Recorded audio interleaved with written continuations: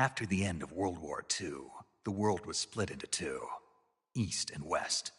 This marked the beginning of the era called the Cold War.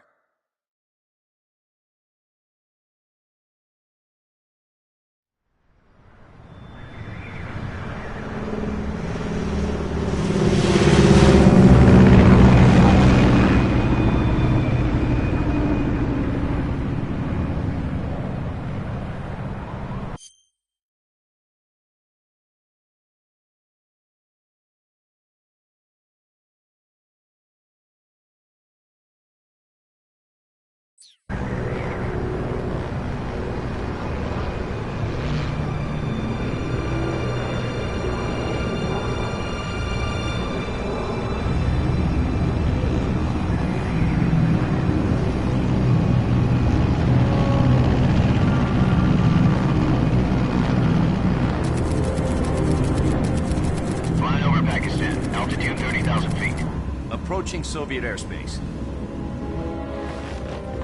20 minutes to drop off. Commencing internal depressurization. Equipment check. Arm main parachute. All right. You ready to go? Drop zone still showing a high pressure mass. Cav okay. Good. We've got high visibility.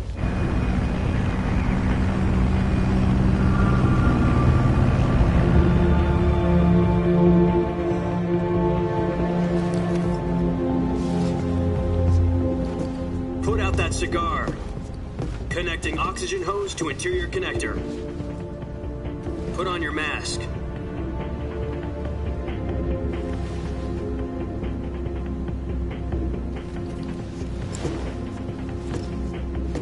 Does this panty waste know what he's doing? Approaching release point. 10 minutes to drop off. Hey, are you deaf? He said put out the cigar and put on your mask.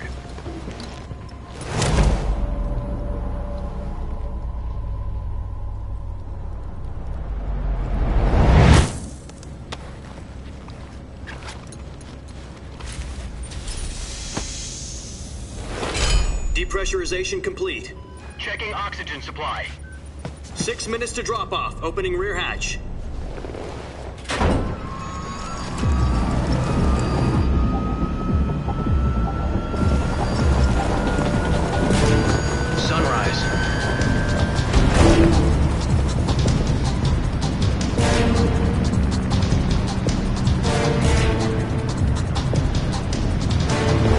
Temperature minus 46 degrees Celsius. 2 minutes to drop off. Stand up. You'll be falling at 130 miles per hour. Try not to get frostbite from the wind chill. 1 minute to drop off. Move to the rear. Activate the yellow bottle. This is one for the history books. The world's first halo jump. 10 seconds to drop off. Stand by. Status okay, all green. Prepare for drop-off. Countdown. 5, 4, 3, 2, 1. Spread your wings And fly. God be with you.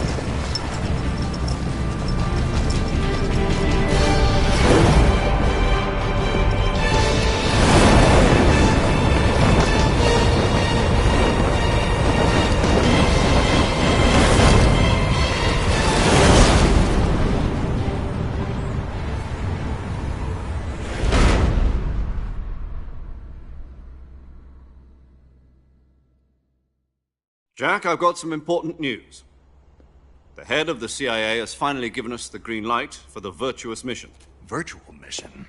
No, the virtuous mission. The future of our Fox unit depends on it. If it succeeds, we'll be officially organized into a unit.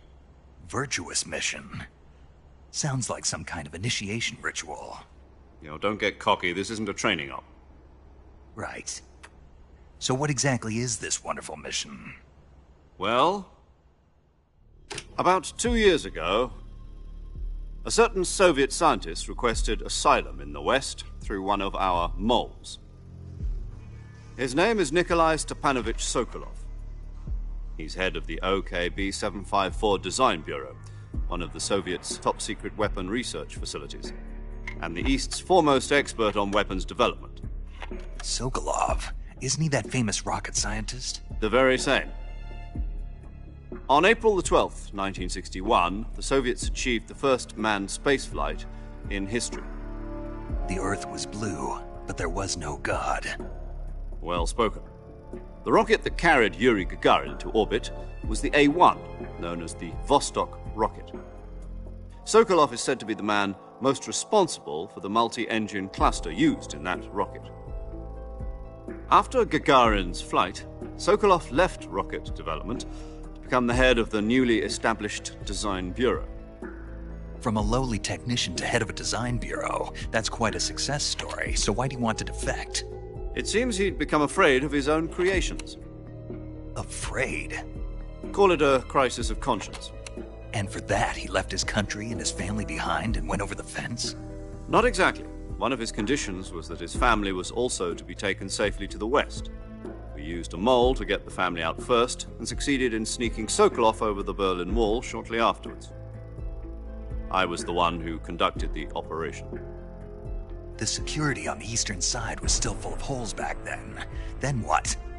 We got Sokolov over in one piece, but the whole ordeal had left him exhausted, and we checked him into a hospital in West Berlin. It took him 2 weeks and more than 600 miles to get from the research facility in the Soviet Union to Berlin. He was in no condition to say anything coherent. And it was only a week later that we had something much bigger on our hands. The Cuban Missile Crisis. October the 16th, 1962, President Kennedy received word that the Soviets were in the process of deploying intermediate-range ballistic missiles in Cuba.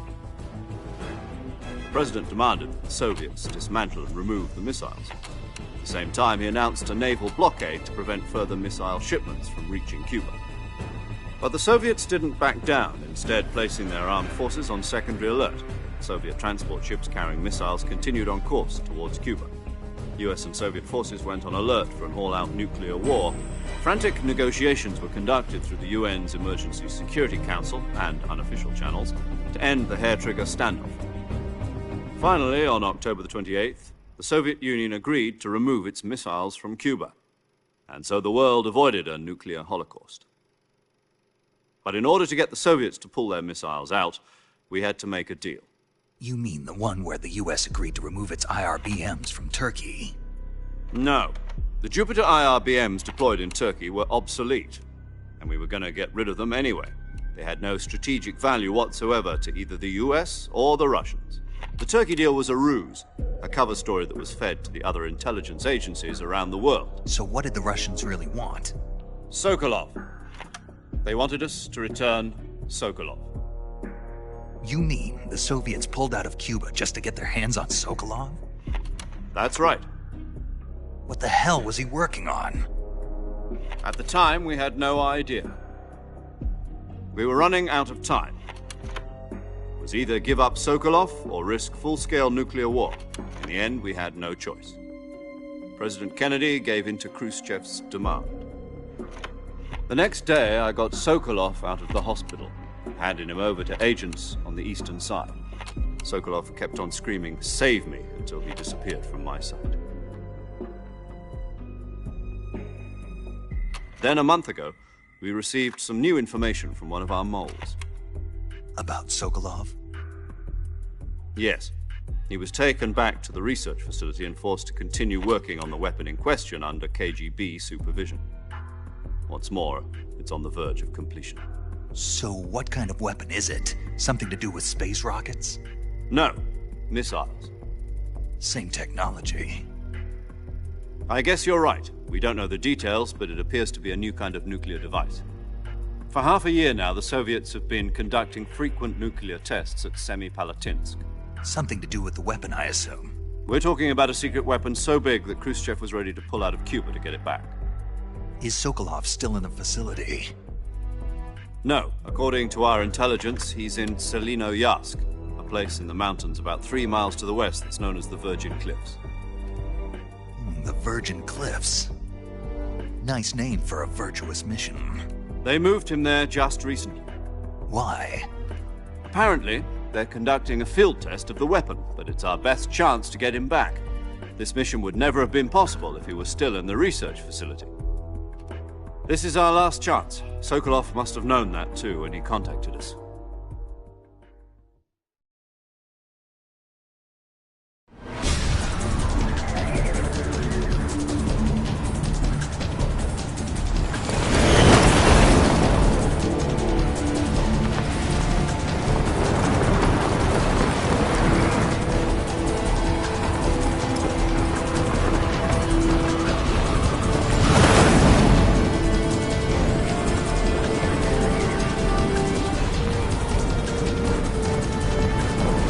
Listen up, Jack. Your mission is to infiltrate Selino Yask in the Soviet mountains, ensure the safety of Sokolov, and bring him back to the West.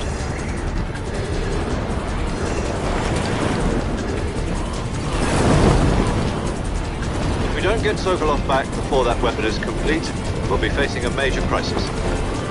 The clock is ticking.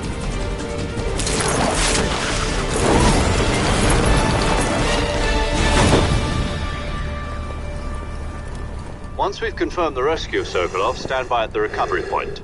A recovery balloon will be dropped at that point.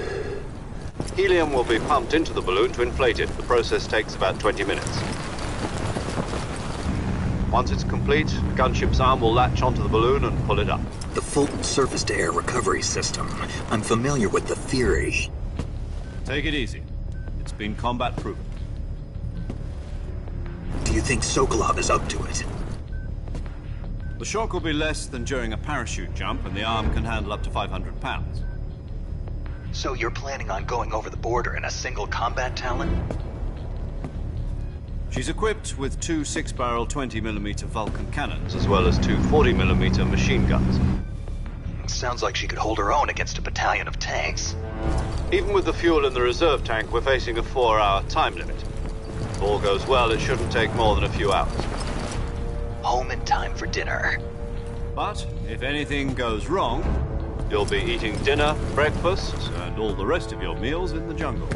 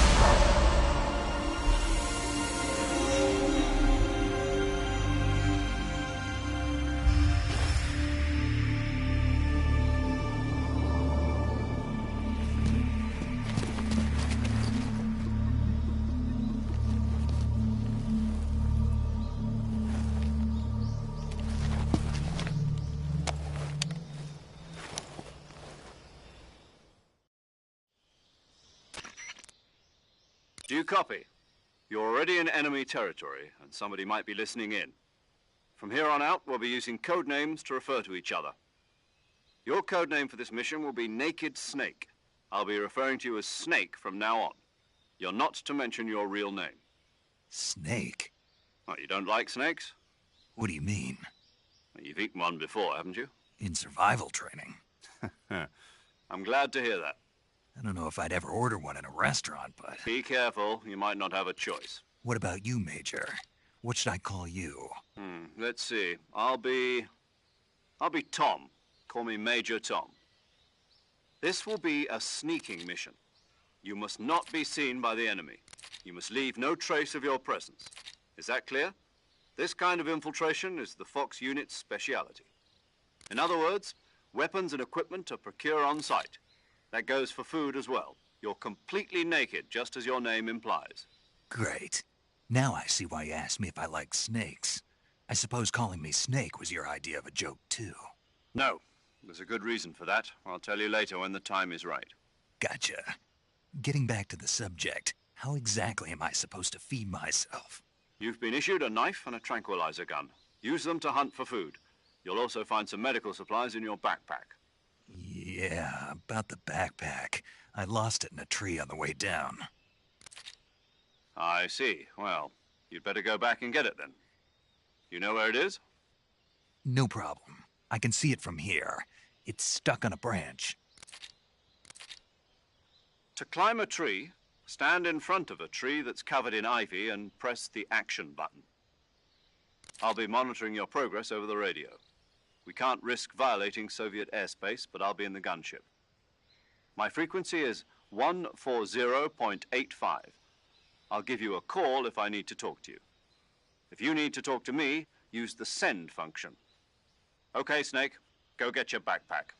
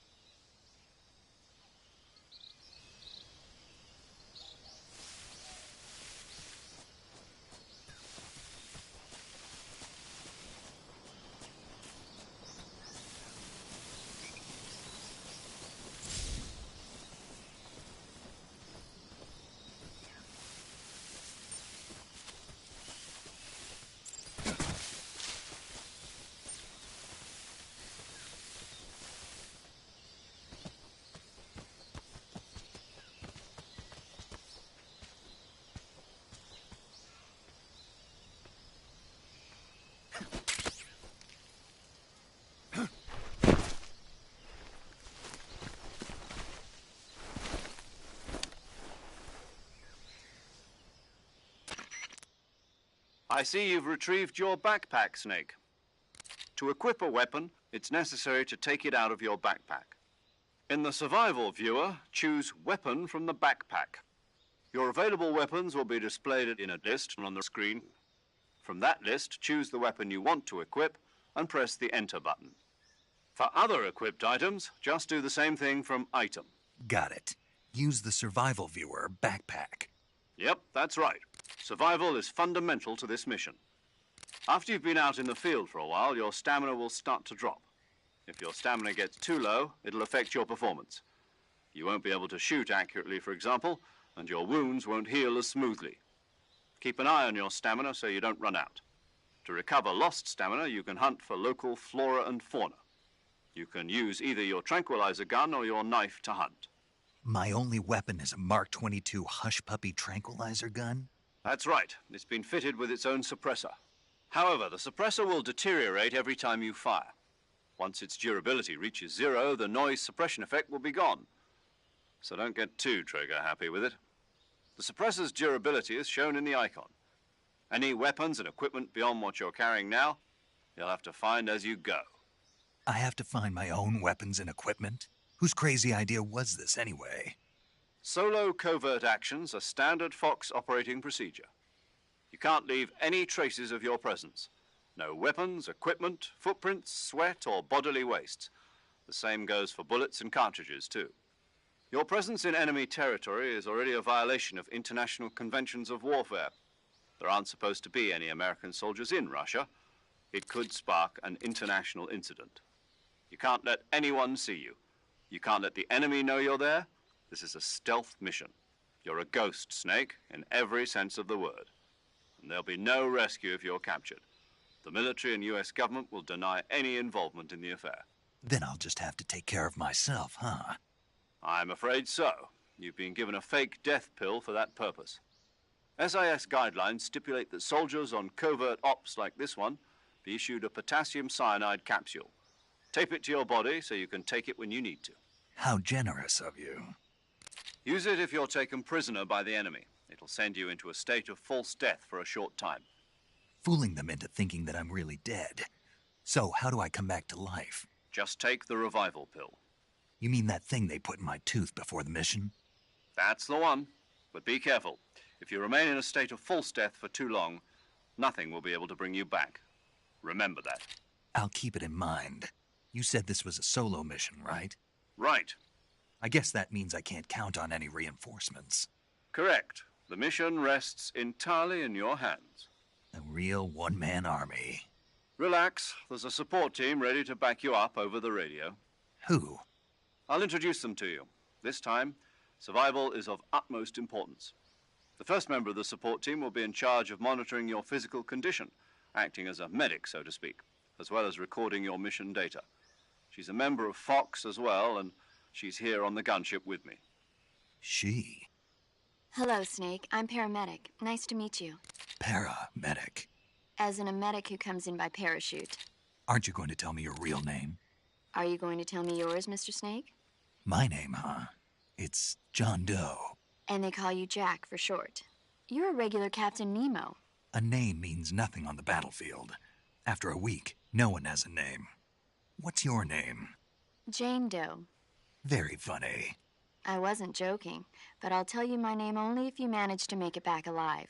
My frequency is 145.73. She's also in charge of recording your mission data. Whenever you want to save, send a message over the reserved save frequency, 140.96. So saving lets me record my mission data. That's right. It also records the state of your health. Good to know. There's one more person I want to introduce you to, Snake. Huh? Speaking of snakes, you remember the boss, don't you? A legendary soldier and your mentor. Actually, it was the boss that got the DCI's authorization in the first place. She's going to be serving as Fox's mission advisor. The boss is? She also helped me plan this mission. She and I were at SAS together. Jack, is that you? How many years has it been? Boss? That's right. It's me. Oh. Talk to me. Let me hear your voice. It's been 5 years, 72 days, and 18 hours. You've lost weight. You can tell just by the sound of my voice. Of course I can. I know all about you. Really? Well, I don't know anything about you. What's that supposed to mean? Why'd you disappear on me all of a sudden? I was on a top-secret mission. You didn't need me anymore. But there were still so many things I wanted you to teach me. No, I taught you everything you needed to know about fighting techniques.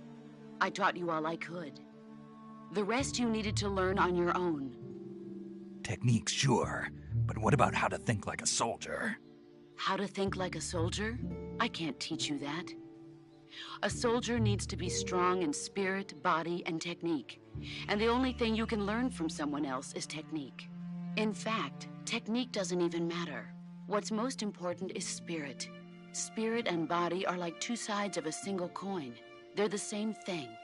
I can't teach you how to think. You'll just have to figure it out for yourself. Listen to me, Jack.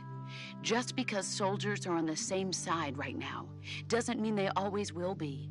Having personal feelings about your comrades is one of the worst sins you can commit. Politics determine who you face on the battlefield.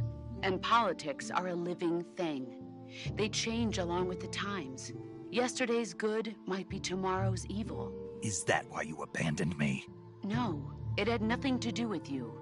I already told you, Jack. I was on a top-secret mission. A soldier has to follow whatever orders he's given. It's not his place to question why. But you're looking for a reason to fight. You're a natural-born fighter, but you're not quite a soldier. A soldier is a political tool, nothing more. That's doubly true if he's a career soldier. Right and wrong have no place in his mission. He has no enemies and no friends.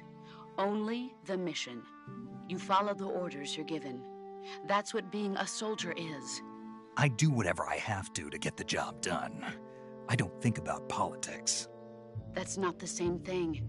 Sooner or later, your conscience is going to bother you. In the end, you have to choose whether you're going to live as a soldier or just another man with a gun. There's a saying in the Orient, loyalty to the end. Do you know what it means? Being patriotic. It means devoting yourself to your country. I follow the president and the top brass. I'm ready to die for them if necessary. The president and the top brass won't be there forever. Once their terms are up, others will take their place. I follow the will of the leader, no matter who's in charge.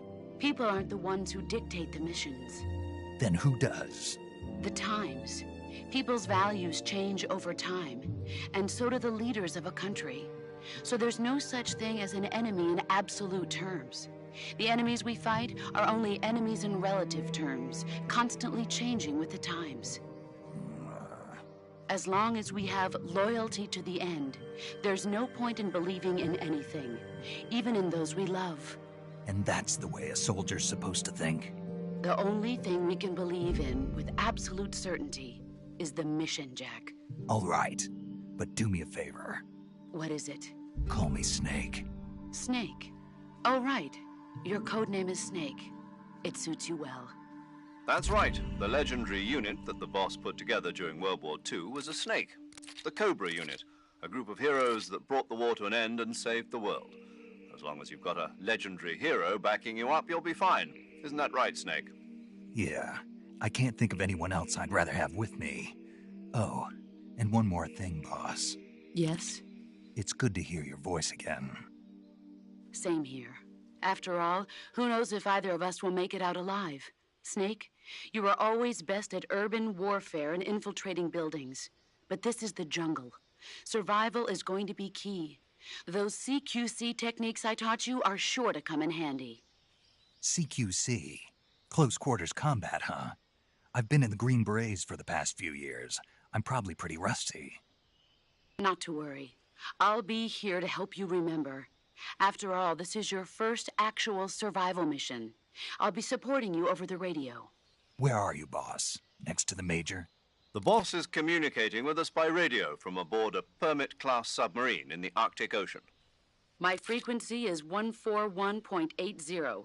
Call me if you need my advice on battle techniques. Gotcha. Your mission is to retrieve Dr. Sokolov. Dr. Sokolov is being held in an abandoned factory located to the north of your current position. Avoid heavy combat and don't let anyone see you. Don't forget that this is a stealth mission. Snake, try to remember some of the basics of CQC.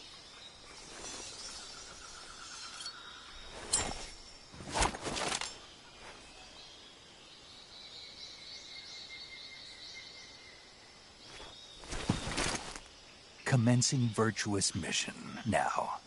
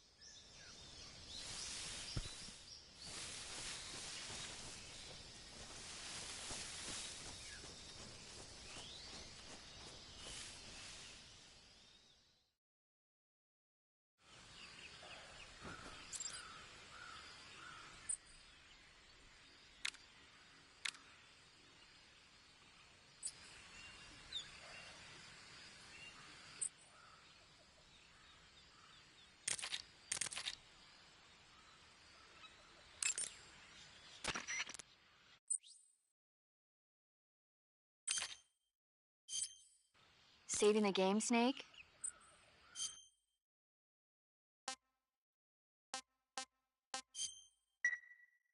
Hey, Snake, you ever heard of Godzilla King of Monsters?